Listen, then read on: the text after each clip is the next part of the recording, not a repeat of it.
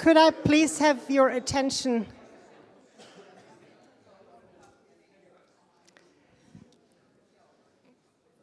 Dear invited guests, dear colleagues and friends of the Migration Institute of Finland, it is my great pleasure to welcome you to the second day of our symposium, Migration into the Future. Many of you were here yesterday, and we had a great start into discussions about the future of the labor market and things related to climate and migration. But today we are going to turn to different topics. And I will not give a long talk. Yesterday I had a bit of a longer speech, but we have a quite tight schedule, and we wanted this event, this entire event, instead of just listening to amazing experts, which you will also get to do, we wanted to reserve enough time to discuss and talk to each other, because we felt that, yeah, you can listen to a Zoom talk online, but when we actually get together, let's use that time to come up with new ideas and plans for what we could do together and how to develop things for the future. I yesterday went through a bit more detailed our safer space rules, but maybe just, I won't read them all out again today, but just reminding us that we are committed to promoting equity, equality, and anti-racism, and that I please ask you all to respect everyone's boundaries and don't make any assumptions about them, and that we reflect about our privilege and give each other space in situations where we talk to each other, and also are aware of the boundaries of our own knowledge. And as we all learn to discuss and become more empathetic with each other, of course, if there's a situation where you feel that things didn't go well or you get feedback that you didn't, we kindly also ask you to respect that and take that in and learn from it. And if any of you encounter problematic behavior or feel unsafe here, you can contact any of the organizers, those with the Blue Migration Institute t-shirt, those who are directing the workshops, and Merja Skaffari-Multala, who is our secretary today. So please feel free to contact any of them if you encounter any issues related to this. But as you know, we are looking at migration in many different ways and forms, and both in Finland and internationally. And today we will talk about regional development, and I'm very happy to welcome our first keynote speaker. We are a multilingual community. We have some of our staff meetings in English and some partly in Finnish, and also have Swedish-speaking people and many other languages. So we thought it would be nice to also have some academic discussion in Finnish during these 2 days. So this one keynote will actually be in Finnish.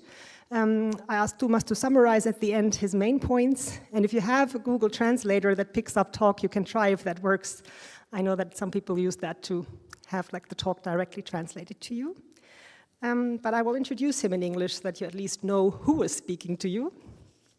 So I'm very happy to welcome my colleague Tomas Hanell.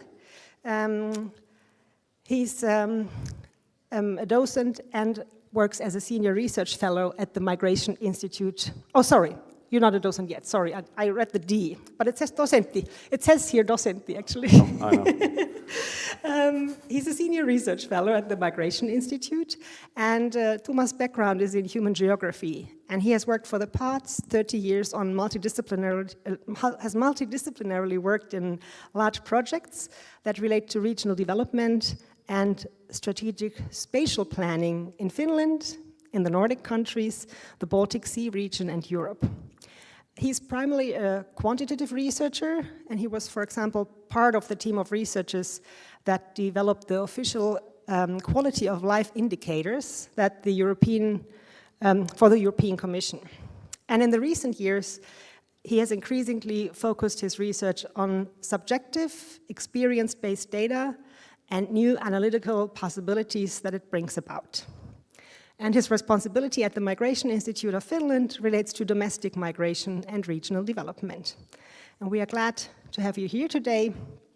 And I'm giving the floor to you, talking about, the heading is now in Finnish, Perinteistä, pidemmälle, Alueellisen, kehityksen, uudet, ulottuvuudet ja tulokulmien muutos. Tervetuloa kaikki ja ole hyvä, Tomas.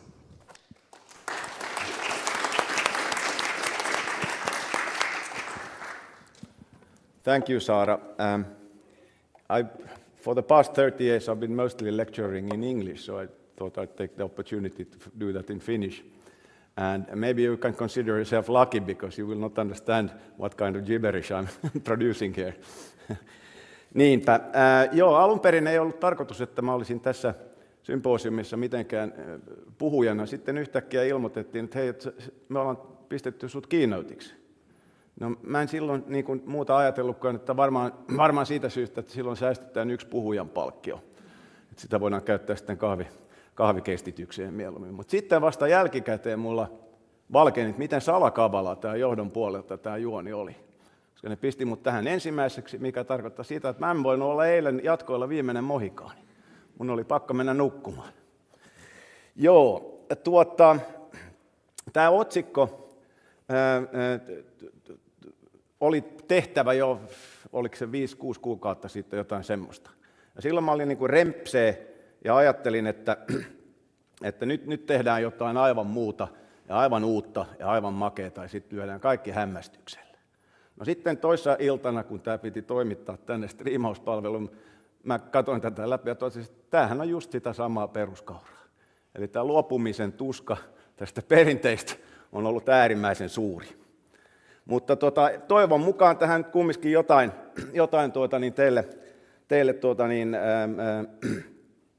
jotain ajatuksia tämä sitten herättää. Tämmöinen julkaisu julkaistiin viime vuonna, ja tämä olisi ei olisi tarvinnut oikeastaan muuta kuin mun kopioida ja peistata se tiivistelmä tästä, niin tämä olisi ollut niin kuin tässä. Tässä julkaisussa väitetään, että tämä epätasainen kehitys, alueellinen kehitys, että sillä on niin 3 dimensiota, joista koituu kustannuksia. Taloudellisia kustannuksia, sosiaalisia kustannuksia ja poliittisia kustannuksia. Taloudelliset kustannukset liittyy lähinnä siihen, että se menetetty potentiaali, joka jää käyttämättä, on varsin mittava. Sosiaalisista kustannuksista mainitaan eritoten niin kuin julkispalveluiden tuottaminen sekä taantuvilla alueilla, jossa se verkko niin kuin kapenee ja ohenee, ja sitten taas kasvavilla alueilla, jossa se paineet on erittäin suuret. Että molemmilla aluetyypeillä johtuu tästä, niin kuin, tulee tästä kustannuksia. Noista poliittisista kustannuksista mä palaan niihin vähän myöhemmin.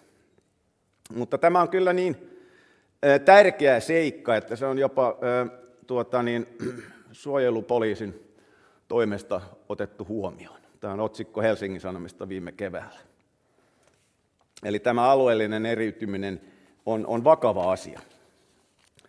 Mulla on tässä esityksessä nyt kolme osaa. Ensiksi lyhyesti tästä enemmän pirstaloituneesta toimintaympäristöstä aluekehityksen saralla. Sitten muutamia esimerkkejä näiden toimintaedellytysten alueellisesta hajonnasta. Ja sitten kolmanneksi, ja mä en nyt ole tyytyväinen, mutta toi tuli keskiviikkoiltana kello 8 toi otsikko. Mutta vähän näistä eroista, esimerkkejä näistä alueellisista eroista näissä asenteissa ja miten me ymmärrämme toisiaan.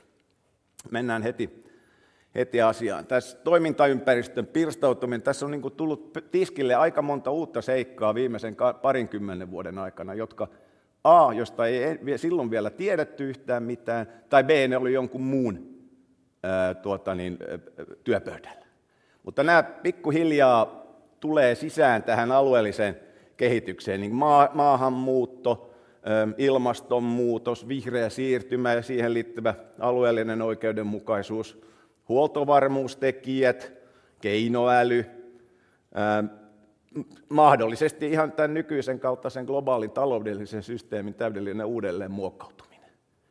Siellä on vahvoja alueellisia vaikutuksia. Sitten meidän tietysti krooninen investointivaje, joka vaan pahenee, asukkaiden niin kuin hyvinvoinnin ja talouskasvun eriytyminen, sitten laskeva osallisuuden tunne joillain väestöryhmillä, ja sitten myöskin niin kuin nopeasti muuttumat lainalaisuudet vaikka työntekoon ja asumiseen liittyvät. Nämä on kaikki tämmöisiä seikkoja, jotka mun mielestä näitä pitäisi tutkia vielä enemmän. Katsotaan nyt sitten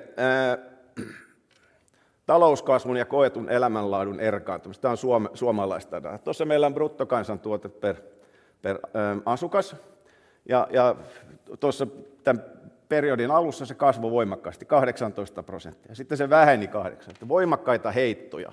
Nämä on valtavia lukuja. Mutta nämä ei mitenkään heijastu tähän koettuun elämänlaatuun. Ei ylä- eikä alamäessä. Se pysyy about samana. Eli nämä kaksi asiaa, ja tämähän jo tiedetään, että ne on erkaantuneet toisistaan. Mutta olisi tärkeää saada tietää, miksi ne on erkaantuneet toisistaan, ja mikä sitten sitä vihreätä käyrää tässä ohjaa, jos se ei ole talous. No sitten, koska tuossa nyt mainitsin aikaisemmin jo tuossa tämän tekoälyn, niin mä mietin, että mitähän mä voisin sitä tekoälystä sanoa. No mä sitten kysyin tekoälyltä, että miten tekoäly vaikuttaa alueellisiin eroihin. Eli asetin tämän Perplexity AIlle tämmöisen kysymyksen. Ja sieltä kyllä tuli aika kova vastaus, että tekoäly tulee kasvattamaan alueellista eriytymistä. On niitä, jotka pystyvät hyödyntämään sitä ja saavat siitä rahallista voittoa. Sitten on toisen tyyppisiä paikkakuntia, jotka jäävät tästä junasta jälkeen. Ja tämä on kyllä vakava kehityksen jana. Että mä ajattelin itse asiassa, että nyt seuraava projektihakemus, niin se saisi tehdä tekoäly. Niin sitten päästään tätä tutkimaan. Joo. No ja sitten tässä muutamia tämmöisiä esimerkkejä näiden toimintaedellytysten niin kuin alueellisesta hajonnasta. Ensimmäinen on mun niin kuin tämmöinen oikein lempiesimerkki, se on nämä väestöennusteet. Tässä on Tilastokeskuksen 4 väestöennustetta ja sitten todellinen väestön kehitys. Ne on tehty vuonna 7, 12, 18 ja 21. Ja 100 000 meni yläkanttiin 11 vuodessa, taas kun tässä uusimmassa väestöennusteessa meni yli 40 000 alakanttiin koko Suomen osalta. Niin sitä voi silloin miettiä, että mitä tämä tarkoittaa tämmöinen väestöennuste aluetasolla, minkälaisia heittoja siellä on. Mutta sillä ei ole itse asiassa mitään merkitystä, tai hyvin vähän merkitystä, ainakaan niin kuin taantuvilla alueilla. Koska sitten kun nämä Tilastokeskuksen väestöennusteet muuttuvat niin kuin vaikka median muotoon, niin sitten ruvetaan puhumaan, että näys jo toteutunut. Vähenee, muuttuu, keskittyy, lisääntyy ja näin poispäin. Ja se ongelma tässä on se, että näiden pohjalta toimitaan tänään ja nyt. Eli tässä esimerkkinä vaikka Uudenmaan vaihemaakuntakaavan taustaselvityksessä, jossa on erilaisia väestöskenaarioita, ja joka ikinen niistä on vahvan kasvun skenaario. Jopa se heikko kasvuskenaario on kumminkin vielä positiivinen. Ja näiden skenaarioiden pohjalla tehdään suunnitelmia, ja ne suunnitelmat ikään kuin sitten lähtee itsessään toteuttamaan tietyltä osin näitä väestöennusteita. Tähän pitäisi paneutua paljon enemmän kuin vaan tämmöisellä niin kuin yleisellä tasolla, jota mä tässä teen nyt. Sitä pitäisi tutkia.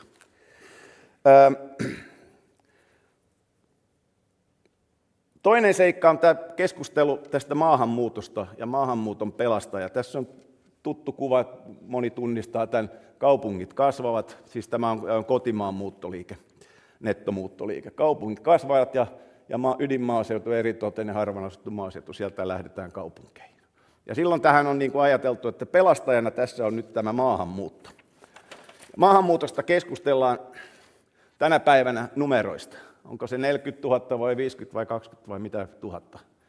Lies mitä tuhatta. Mutta se mitä kukaan ja mitä me peräänkuulutaan, mistä pitäisi keskustella huomattavasti enemmän on se, että kun ne kerran on tullut, ja me tiedämme, että maahanmuutto jo sen ensimmäisen muuton, se keskittyy suurille kaupunkiseuduille.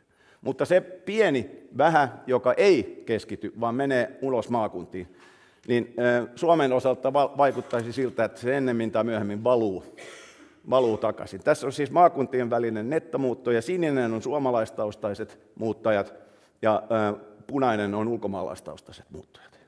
Niin joidenkin maakuntien osalta, vaikka Pohjois-Savossa 72% muuttotappiosta oli ulkomaalaistaustaista. Siitä juteltiin Heikin kanssa eilen.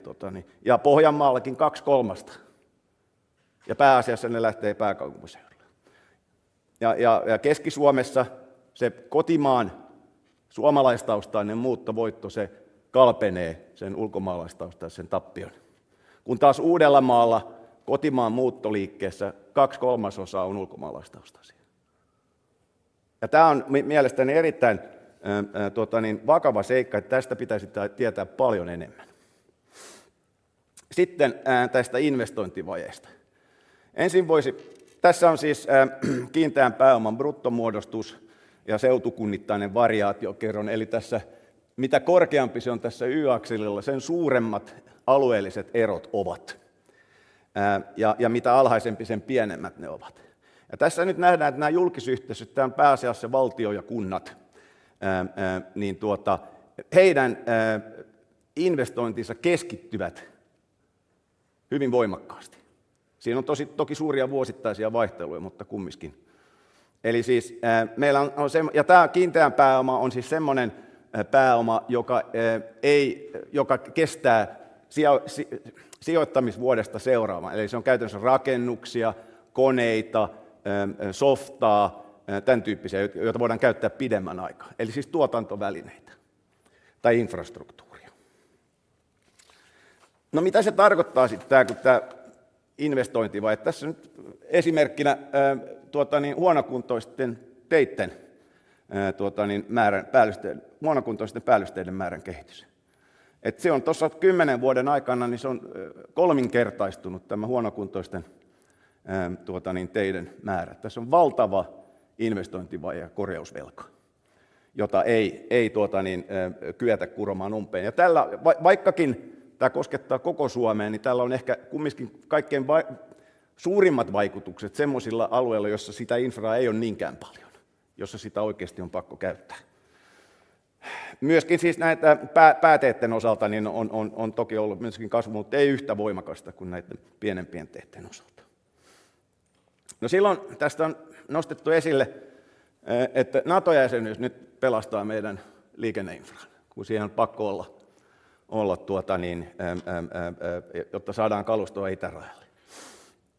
Ja muun muassa liikenneministeri sanoi tässä keväällä näin, että se edellyttää, että niin tiestö kuin raideyhteydet ovat sinne nykyistä paremmassa kunnossa.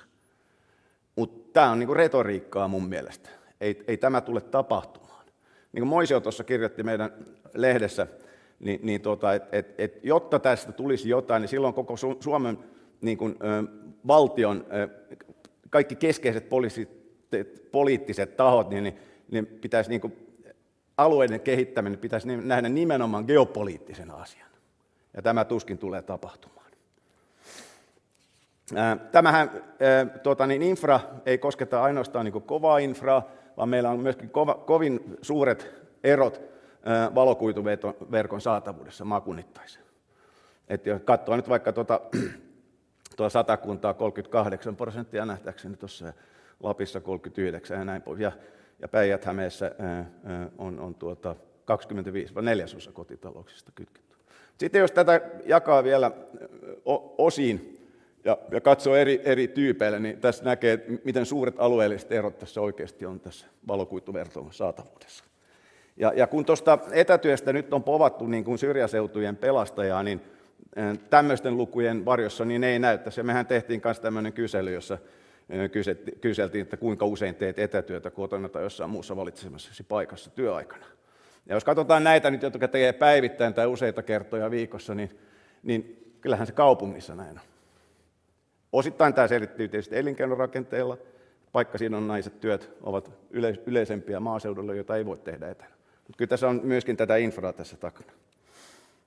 Nämä alueelliset erot heijastuu myöskin asuntojen hintoihin hyvin negatiivisella tavalla. Et jos katsoo tätä viimeistä 5-vuotisperiodia 2017-2022, niin ainoastaan 4 maakunnassa, eli Uudellamaalla, eli PK-seutu, Pirkanmaalla, eli Tampere, Varsinais-Suomessa, eli Turussa, ja Pohjois-Pohjanmaalla, eli Oulussa, niin hintakehitys ei ollut negatiivista.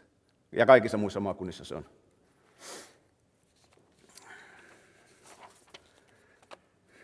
Vihreästä siirtymästä sen verran.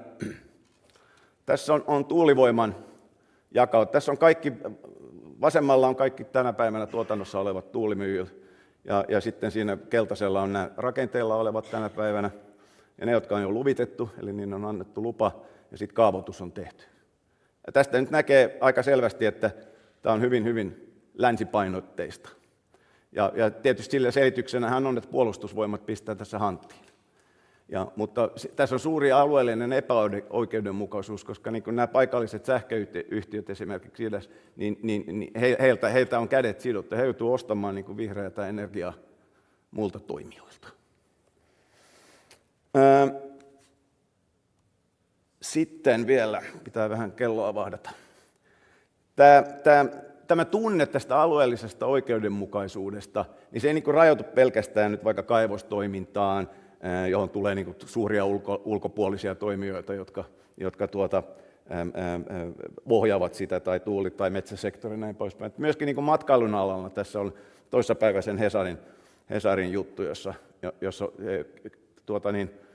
kiistellään siitä, että 140 lomahuoneiston semmoinen mökkikylä rakennettaisiin keskelle Ounasvaaran tämmöistä viheraluetta, jota paikalliset paljon käyttää. Ja musta tuntuu, että tämä on tämmöinen seikka, joka tulee tulevaisuudessa kasvamaan. Tämä se, että ne, jotka esimerkiksi vihreän siirtymän osalta, ne, jotka siitä hyödyn saavat, niin ne ei kanna niistä haitoista niin kuin saamansa osaa. Joo. Sitten lopuksi tässä nyt haluan tätä myyttiä taas kerran nostaa tiskille. Että tässähän on niin kuin olemassa tämmöinen yhteiskuntakeskustelussa oleva tämmöinen myytti, että Etelä-Suomi kustantaa koko lopun maan. Ja jos se tehdään niin kuin tämmöisellä amatööritasoisella analyysillä, niin kuin tässä on tehty, niin toki siihen päästään siihen lopputulokseen. Mutta sitten kun se tehdään, niin kuin teidän tilauksestanne on tehty, kunnolla, niin sitten se kuva on yhtäkkiä aivan toisenlainen. Jos me katsotaan tässä on siis eri aluetyypeittäin, vaikka se pääkaupunkiseutu on siellä oikeassa alakulmassa. Sinne valtio syytää rahaa melkein yhtä paljon kuin harvaan asutulle maaseudulle, ja enemmän kuin kaikille niille muille loppualuetyypeille. Niin ei tässä voi niin kuin sanoa. Ainoa tietysti tässä on se, että ne rahat, jotka menevät maakuntakeskuksiin ja pääkaupunkiseudulle, ne suuntautuvat kasvualueelle ja tekemään lisää investointitoimintaa ja päätöksiä, kun taas se raha, mikä valuu näille muille aluetyypeille, on enemmän sitä ylläpitävää rahavirtaa. No nyt sitten lopuksi jotain näistä alueellisista asenneeroista. Mä olen hyödyntänyt tässä näitä erilaisia isoja survey-aineistoja. Tässä kysyttiin tuolta 500 suomalaiselta, että kuinka läheiseksi itsellesi koet maakuntasi. Ja nämä vastaajat on jaettu 4 ryhmään sen kunnan tai kaupungin suuruuden perusteella. Täällä on hyvin, niin kuin ne, jotka ei kovinkaan tai ei lainkaan läheiseksi, niin täällä on erittäin suuria eroja niin kaupunkien ja maaseudun välillä. Että maaseudulla koetaan se lähiympäristö läheisemmäksi kuin suurissa kaupungeissa. Jos se lähiympäristö on sinulle tärkeä ja välität siitä, ja sitten samalla tulee semmoinen tunne, että kukaan muu ei siitä piittaa pätkääkään. Eli se on niin kuin jätetty pois. Left behind places, puhutaan niin kuin englanniksi, jossain tai places that don't matter, alueilla, joilla ei ole mitään merkitystä. Niin silloin ja sulla on semmoinen tunne, että sä et pysty siihen niin kuin vaikuttamaan. Tässä on nyt erilaisia poliittisen osallisuuden tunteita eri aluetyypeille. Aina niin kuin tuosta sinisestä suuren kaupungin keskustassa tuonne tumman vihreään maaseutu haja-asutusalue. Ja näissä jokaisessa menee tämä sama, että tunnetaan, että ei kyetä samassa määrin vaikuttamaan niin kuin päätöksiin, mitä syvemmälle maaseudulle sinä tulet. Ja tämä on kyllä niin kuin varmasti ongelma monestakin eri syystä, joihin ei tässä nyt ole aikaa mennä, mutta tätä pitäisi ehkä tutkia vielä enemmän. Tässä kun kysytään, että kuinka paljon henkilökohtaisesti luotat eduskuntaan, niin siinä on aika selkeät erot, vaikkakin tämä X-akseli on katkaistu.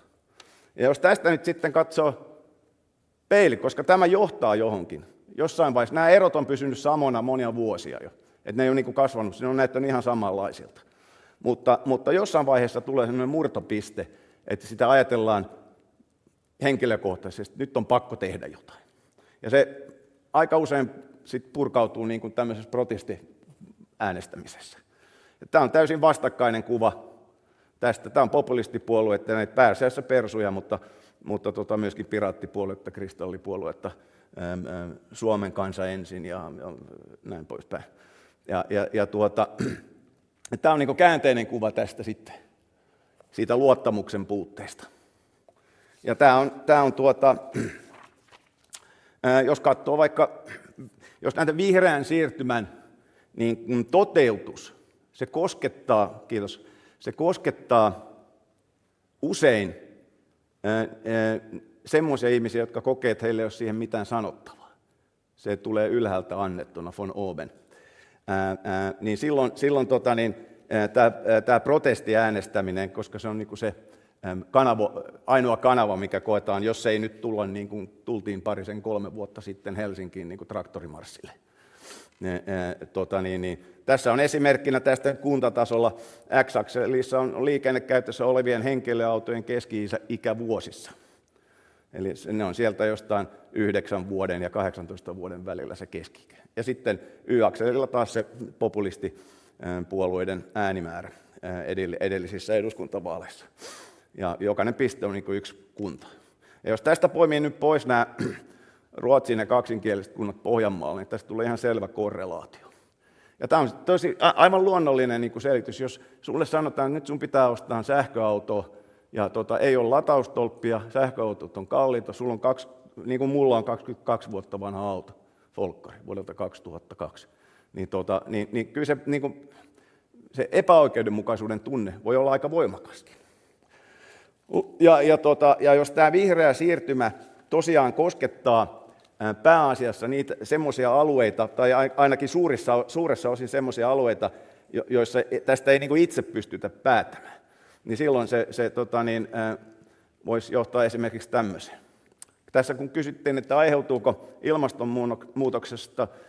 ilmastonmuutos mielestäsi luonnonilmiöstä, ihmisen toimista vai molemmista, niin nämä pääosin ihmisen toiminnasta ja yksinomaan ihmisen toiminnasta ryhmät, niin on valtavat erot näillä eri aluetyypeillä.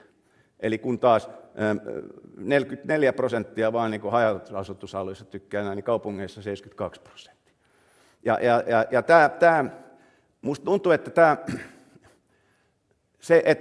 on olemassa jopa semmoinen niin kuin halu, että ei edes haluta ymmärtää toisiamme. Mä en nyt yritä tehdä mitään vastakkainasettelua tässä sen enempää, mutta mä yritän siihen ehkä tarttua kiinni, että tämä vaikeuttaa niin kuin tilanteiden ratkaisemista, jos ei niin kuin edes ymmärretä, että mistä niin kuin lähtökohdista tässä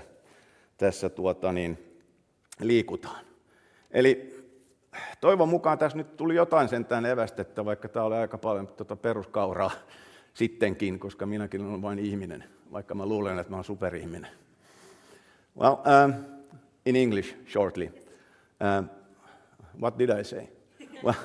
Well, I said that there are considerable differences in attitudes between residents in rural areas and in urban areas, which hinder a mutual dialogue and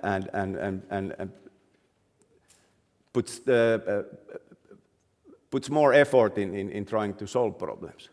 Then I said that we have some certain issues here which are critically pressing, like the infrastructure and stuff like that, which is eroding at a humongous pace. That's maybe the 2 most points. So, kiitos tästä.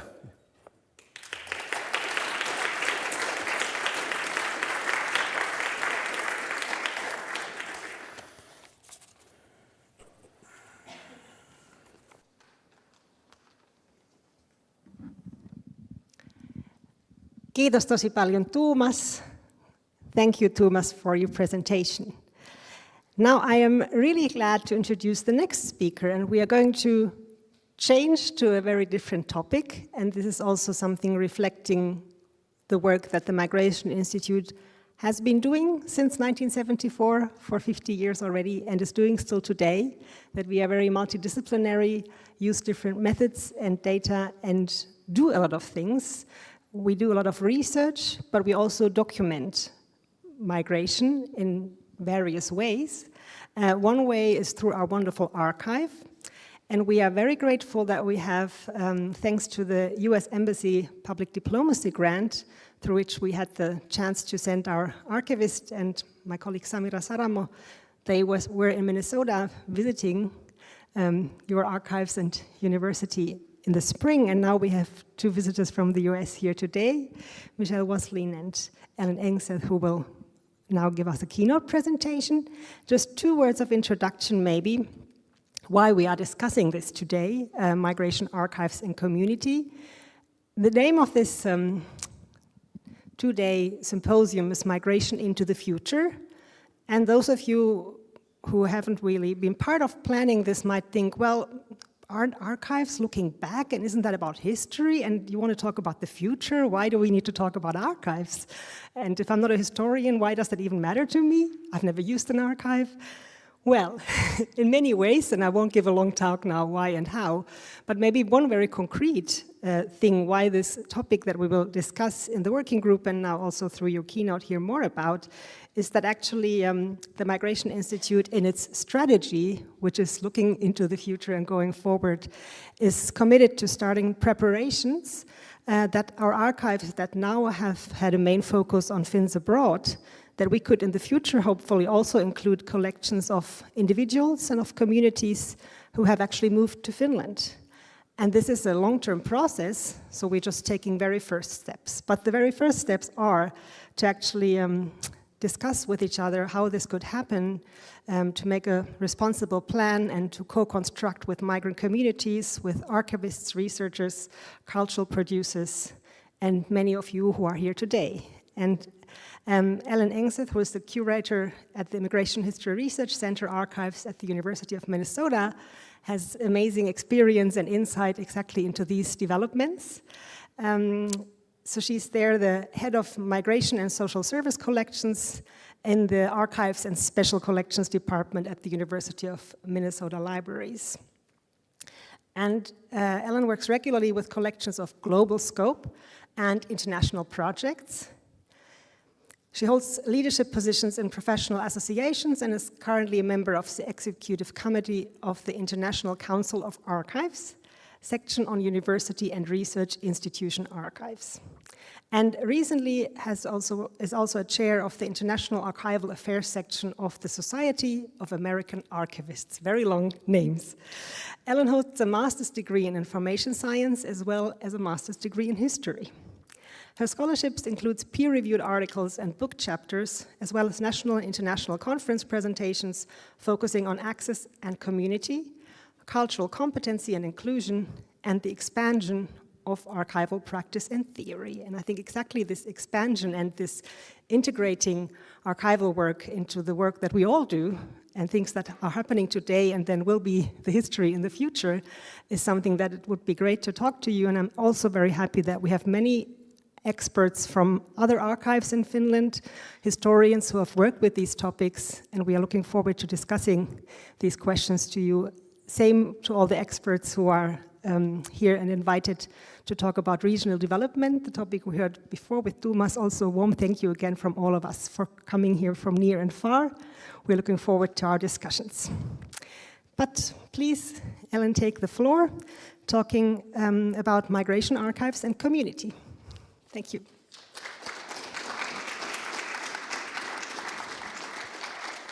Thank you. I'll put that there. Huomenta. Good morning. It is a great pleasure to be in conversation with you today. Thank you for the kind introduction, and thank you to the organizers and to all the staff who have made this symposium possible. It is certainly an honor to have been invited by Director Sara Peilander and Research Director Marja Tiilikainen to speak with you today. Please accept my sincere congratulations on the Institute's 50th anniversary. I acknowledge the place where I wrote this talk and where I live, the traditional and contemporary lands of the Dakota and Anishinaabe people, a place now known as the state of Minnesota in the USA. The word Minnesota derives from the phrase Minnesota Makoche, which means the land where the water reflects the sky, a phrase now included in our official state seal. We are a land of many lakes, as is Finland. I am honored to visit the country of Finland, and I acknowledge the geographic boundaries include the land of the Sami, about whom I continue to educate myself. I can recommend the freely accessible online resource called nativelands.ca for learning about Indigenous lands when traveling. Minnesota is often understood as a great state to live in, yet by many measures, it is the worst state to live in for Black people, a complexity that Professor Myers at the University of Minnesota names the Minnesota paradox. Minnesota is the place where George Floyd was murdered in 2020, a tragedy that ignited a globally wide racial reckoning.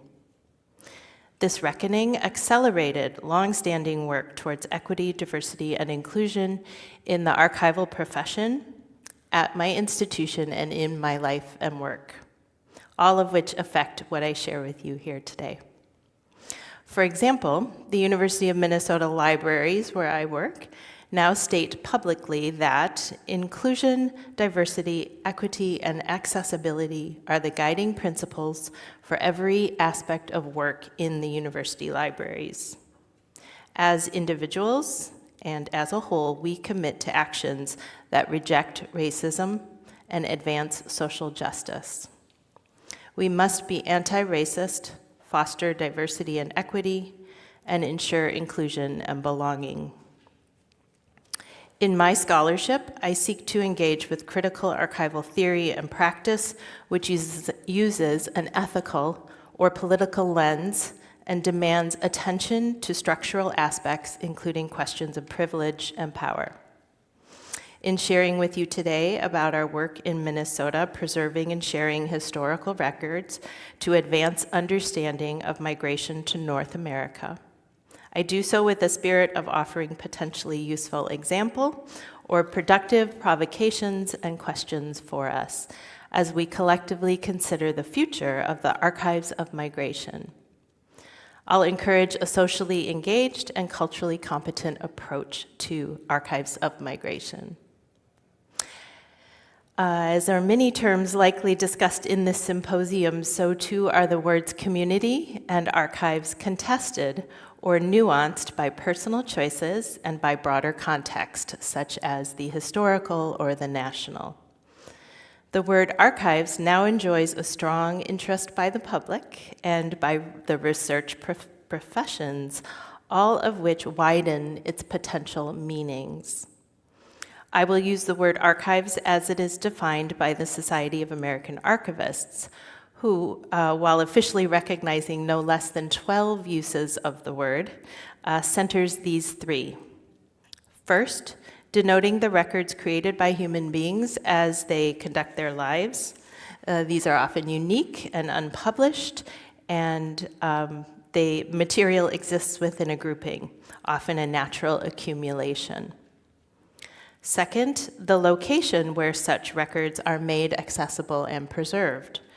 Or third, the organization responsible for both of these. I'll use the term archiving today to mean action resulting in the care for such archives.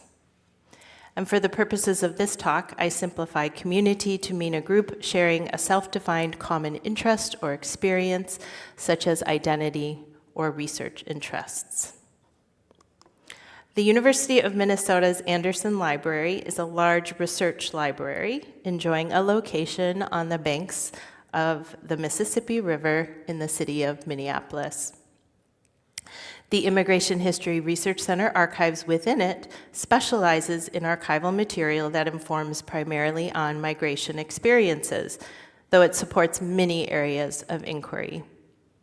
It is one of 16 distinct colleague archives, and each specializes in a different topic, such as LGBTQ studies, African American literature, or computing history.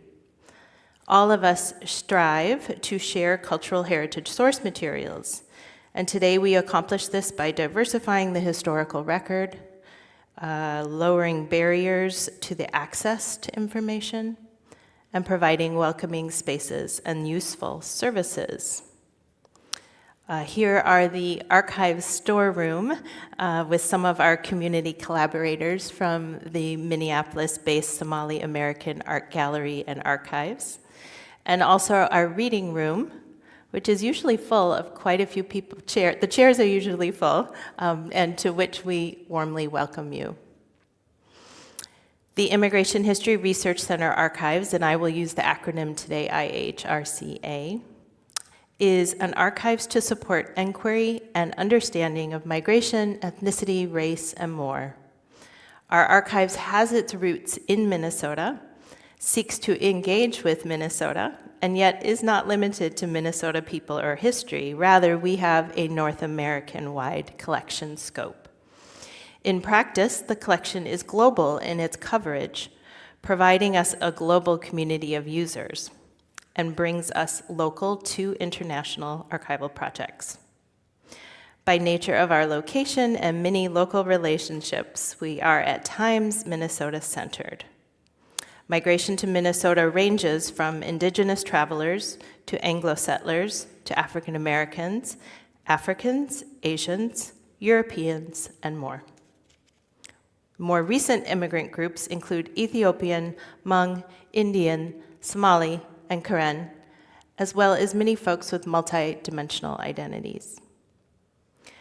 Community engagement dates from our foundation when university scholars began to work with community-based creators and collectors of historical records, including Finns in northern Minnesota, to build a collection of archival material of immigrant groups who were not then well documented in the large established archival and library institutions.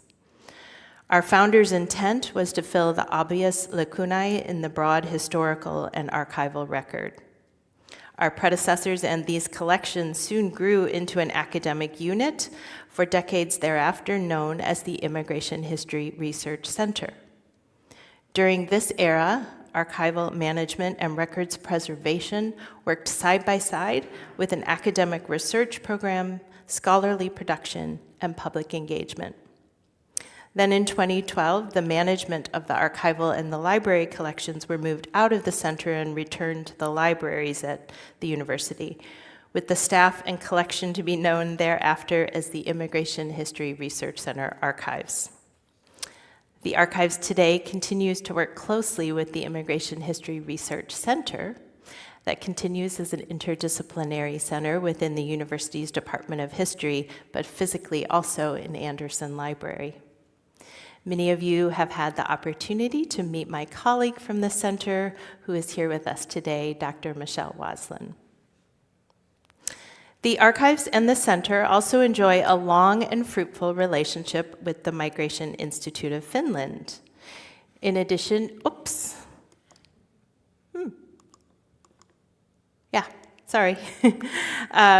in addition to sharing many aspects of mission, we've worked together on transnational projects, all providing a grounding for us this year as we work on our current project, Migrant Experiences Past and Present, a new Finland-U.S. research and archival partnership, funded by the U.S. Embassy in Finland's Public Diplomacy Grant.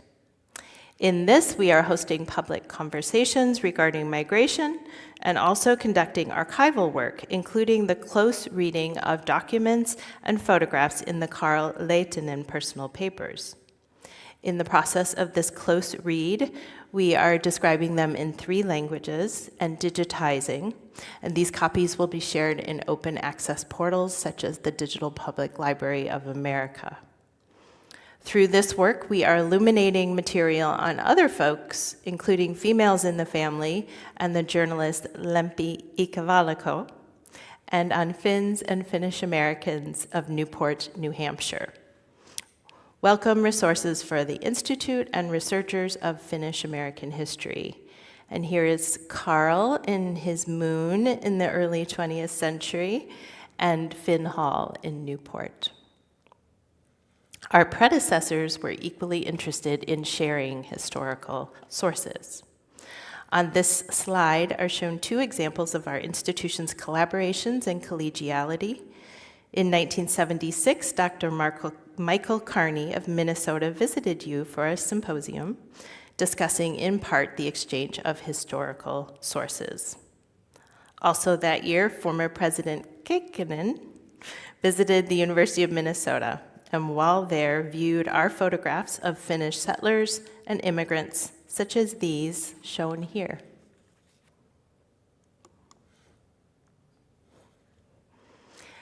Today, the Archives and our Colleagues Center work together on public programming and education, often hosting conversations, sharing our space, and building relationship with community, in part to support or co-create archives. Through this outreach, we seek to develop reciprocally meaningful relationships with community collaborators. As curator of the IHRCA, such community-engaged work is as important to us today as is our other core functions of providing access to historical materials or acquiring more material. The Archives also creates or co-creates with community organizations exhibits open to the public. These slides provide a glimpse of two past exhibits, first on the 150th anniversary of Finnish settlers in Minnesota, which continues to often visit the ethnic festival in the US called FinFest. And second, our own 50th anniversary exhibit entitled People on the Move, which invited visitors to participate in creating a migration map, sharing their own real or imagined path of travel. We were born within the social history movement in the 1960s as a small program to collect archives of recent immigrants to America from Central, Eastern, and Southern Europe. We later expanded the scope to folks arriving in Canada and to immigrants from the Eastern Mediterranean, Southeast Asia, and late 20th and early 21st century immigrants and refugees from around the globe. And by 1990, the curators were explaining that their work was influenced by growing interest in the communities formed by ethnically identifying people, and in women, children, and family units. Today, we are influenced by a demand for sources on the lived experiences of migrating peoples understood broadly and inclusively, and we increasingly center those who are recent migrants, people of color, and those of the global majority, because these are underrepresented in our existing collections. Also deeply affecting us is the strong interest from within migrating communities to archive their experiences, either with us or independently. The institutional strategic goals I noted earlier, to diversify the available historical record and amplify various voices that can be heard in archival material, support both these wider interests. As curator today, I balance these while I also ask myself challenging questions regarding institutional wealth and power, such as, in a community collaboration, are we transparent about the power dynamics at play and our goals? And am I willing to allow others to lead? Is the collaboration born within the predominantly white institution, or is it born in broader community? Are we creating an archives that is a site of cultural exchange, transforming ourselves as it might transform others? Are we continuing to serve the same communities repeatedly, or are we working towards newer relationships? Who benefits from any archival acquisition? Is the archival work extractive, or is it generative? Will our work build trust for my institution among the wider community? These questions are made possible in part by a general turn in the field of archives away from foundational or older principles and methods to that which allows for the alternative and embraces the social and the cultural. This arc is described by archival scholar Jeanette Bastian as our evolving global sensitivities to issues of social justice and archival silences. I also connect my questions to my journey in cultural competency and cultural humility. As I've shared in my article about cultural competency and its usefulness to archivists, my own archival knowledge as well as my cultural competency grew when working with Abde Roble, a Somali photographer and community archivist living in Minneapolis. You saw a picture of him earlier. He proposed a year-long archival residency for himself at the IHRCA, and we readily agreed. This year provided me the opportunity to learn from Roble the importance of the perspective of the people who can be located within archival records, whether they be the creators and the authors or the subjects of discussion within. My awareness was also raised for the first time of how in our American setting, the phrase heavily used in archival and research circles, to document, can be mistrusted and problematic to many. And through Mr. Roble, the IHRCA has developed other relationships among Somali American archivists. These experiences bring me, who is not of migrating community, opportunity to learn from wisdom and experiences of migrant community archivists. The asset-based approach, honoring the strengths and the knowledge of community partners, is inherent in the cultural competency framework. For the library and archives arena, cultural competency is defined in part as the capacity to recognize the significance of culture in one's own life and in the lives of others, to acquire and respectfully use knowledge of diverse ethnic and cultural groups, to strengthen programs and services through increased community participation, and to implement policies that benefit diverse populations and communities. Community clearly plays another role in the IHRCA in that much material available are a result of historical community members who recognize that archival records can be crucial acts of personal and cultural agency. As discussed by previous curator Joel Worrell, the creation and preservation of archives can be a major goal of migrating peoples. One example of archiving expressly for the purpose of community building and supporting resettlement was by the United Ukrainian American Relief Committee, who aided approximately 50,000 Ukrainians settling in the US between 1947 and 1957. They were one of many ethnic identity organizations who intentionally kept records to meet their urgent need for the continuation of their culture and identity, then in threat due to Soviet domination. In their new homelands, displaced communities such as this one cared for their historical records, in many cases establishing archival institutions of their own. Later, much of that material came to the IHRCA, and these continue to hold an important role for community members. We recognize that the records we have in Minnesota are of great value to people in the source country and beyond.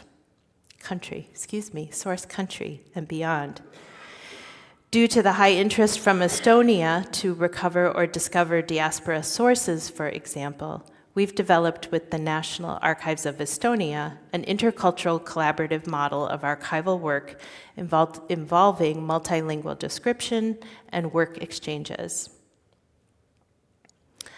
A final example of some community-led archival work at the IHRCA that I will share today is with the hiring of expertise located in community. Refugee-related archives continue to be an area of growth for us, and we recently received the career papers of Anne Dykstra, a white Western refugee camp educator who worked in Cambodia and the Philippines. With this collection, we are balancing goals of making these publicly available for research as soon as possible due to the high interest in them, with taking care regarding the people existing within these files. Our approach fits into the methodology often called slow archives, which allows for taking time to be responsive and make changes in the process of doing your work and to prioritize community collaborators. As the IHRCA does not have a refugee community member on our staff, we found among our wider community of friends and colleagues a knowledgeable consultant who then guided us in cultural sensitivity towards the record's content and the people represented therein. The consultant shared with us where there is material created by members of the refugee communities themselves, or about culturally and personally sensitive material. We also have the goal to be alert to information within the records that would support any human rights claims in the future, guided by an International Council on Archives document on human rights. For the first time in my career, I prioritized consideration of human rights claims while archiving. This is an example of evolving archival practice based on next best practices, global awareness, teachings from community members, and concerns for the rights of people located within the archives. Methods are changing in our cognate fields too, and these provide us valuable models. As our colleague here with us today, I think, Anna Rastas, is she here? Hey. And her collaborator found when working in a museum on the topic of diaspora with Somali and Afro-Finns, Somalis who held agency over the museum's depiction of Somali experience created narrative on their political activities as Finns and as members of diaspora, as well as on their family life and cultural organizations, rather than presenting themselves primarily as migrants or refugees. What does this teach us regarding migrant agency within migration archives? What experiences of people will we center? Will archives like this museum be locations of intercultural heritage work directed by migrants who co-create our next historical narratives? I hope so. The Migration Archives Working Group meeting today will consider the questions. Do Finnish archives represent the diversity of cultures and experiences in Finland today? Can the creation of a Finnish immigration archive change the ways Finnish history and culture are understood, represented, and researched? It is an interesting exercise for me to replace Finnish here with North American and ask the same questions of our work in Minnesota. Answers to myself are not yet, not enough, and yes, it can. In our archives of migration, I will seek to be community-led, supporting diverse historical sources to be used in research into the future. Thank you for this opportunity to reflect and share, and I wish you all well in our collective work towards an inclusive future. Kiitos.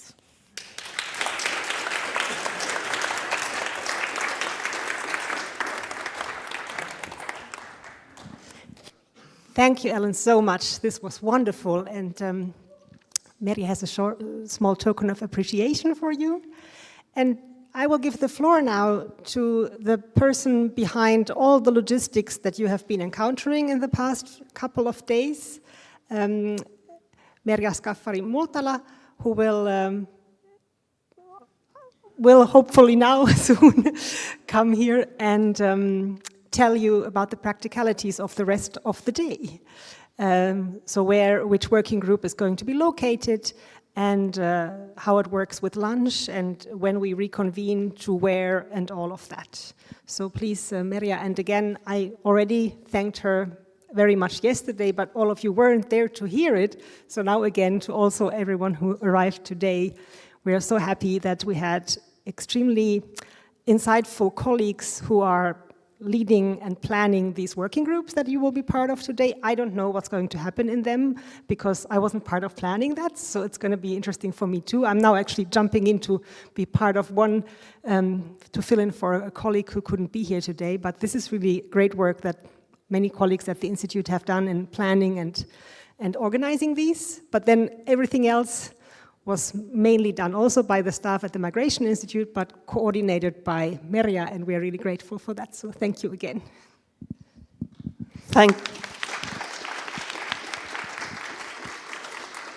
Thank you so much, Sara. I hope everybody has had good time here. At least yesterday I felt very good, intensive energy in the workshops, and I'm sure it will continue today.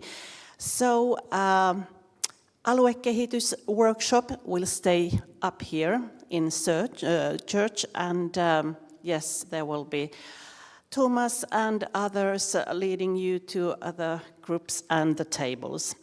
The other group archive will go downstairs to meeting room Uno, and you will be led there by Samira and others of that workshop. Yes.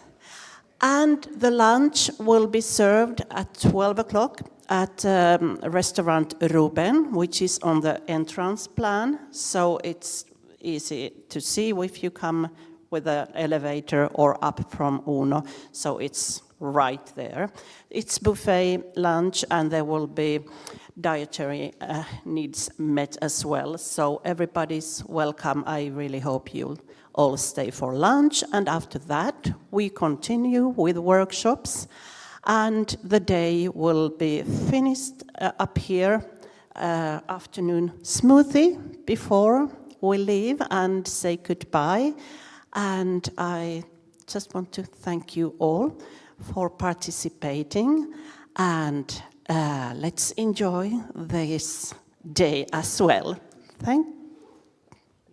One short thing, I hope you will all come here for the final words. We will then also hear the main results of the working groups yesterday, which will be interesting. And a small organizational note, we try to limit our carbon footprint and be mindful of the environment, and would love to recycle these name tags. So if you could please, when you leave, there was the registration desk near the entrance, if you could leave your name tags there. Is there a bowl or just on the table? Yeah, there's a box. There's a box where you could please then leave them. Oh, yes, I have to ask this also today. We are taking pictures while the working groups are convening. If you, for whatever reason, you don't have to name it, don't want to be seen in that picture, we might use it in our social media or our newsletter. Please let Ella, standing in the back, who's waving, know, so that she can make sure that you are not in the picture, or if you are, we will not use it. So please tell Ella if you are not comfortable with being in a photograph. Kiitos. Kiitos kaikki. Thank you.